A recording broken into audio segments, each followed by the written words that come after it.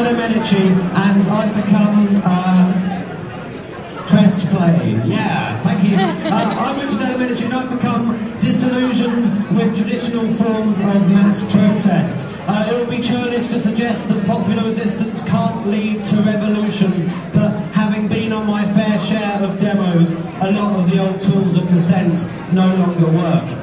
The failure of 1 million marchers on London to avert the Gulf War poses the question, can this form of protest really make any difference? After all, a demonstration is only as successful as the attention that it receives, and the media often take notice only when protests turn ugly or involve celebrities.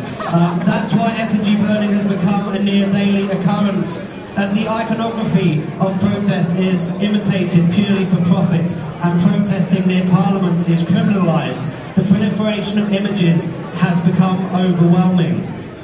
Waving a placard in someone's face is increasingly unlikely to get them on side. Sure, you can redesign the protest banner, but that's merely akin to rearranging deck chairs. We need a profound new paradigm, an alternative model of dissent, one that creates the kind of uncertainty that leads to possibility. Instead of protesting at the Olympic torch relay, let us instead run 5 minutes ahead of the relay with our own torch. This performance caused so much uncertainty that the police confiscated my torch. In Chicago, I walked around with a plastic bag on my head and my hands tethered with a nylon cable tie, the US military's method of choice for detaining enemy combatants.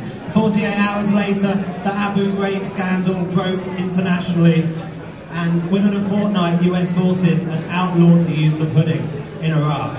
Ladies and gentlemen, I cite this as evidence of the shamanistic properties of performance art. I've been DeDominici, thank you very much.